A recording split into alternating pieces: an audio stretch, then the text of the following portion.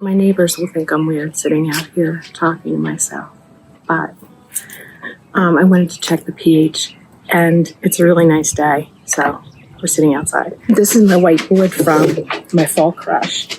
Kind of sloppy looking, but it's the way that I kept all my notes from each time I punched down. One of the problems I had was my pH was all over the place. Every day I checked it, it was something different. And it was really beginning to drive me crazy. So I haven't checked it since the fall.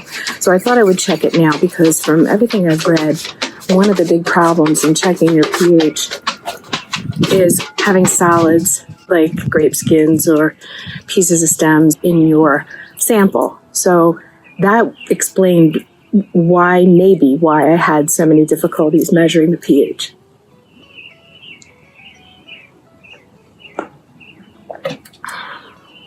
Because I did add tartaric acid to the must before I started fermentation because of the pH, but it didn't really help, didn't really drop it. So they do say that you should take your time in winemaking, don't make any snap decisions.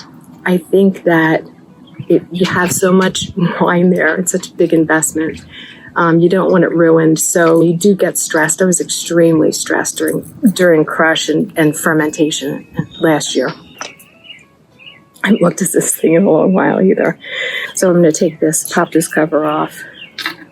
And this is fresh water, so I'm going to rinse. Now we'll push the mode, and as soon as the 100 and the BATT shows up, then it says calibrate, and I let go. Okay, now once it's buffer, 701. So this is the high end. It's going to ask me to move it to the 4.01 solution to calibrate at the other end.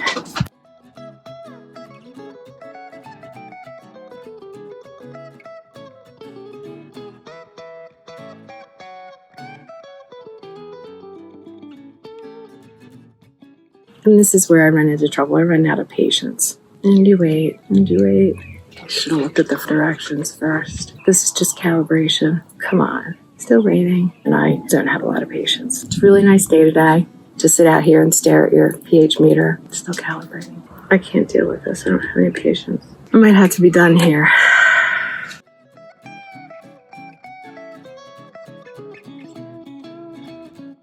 Okay too. So it said okay to both the high and the low buffers. So we're going to rinse it again. And we're going to go into the Syrah first. So my hope is that the pH is going to be lower in the Syrah and higher in the Cab so that they can live separately in their barrels. We're going to stick this in to the Syrah. The initial reading is high. It's like 4.16. All right, it's 403. The pH is still high. Let's stick it in here.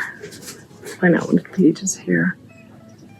This is 3.1, 3.16. So at the end of the day, my Cab is low and my Syrah is high. I really could blend the two, and maybe I'll do that at the next racking. Rack half of the Syrah into the barrel with the Cab.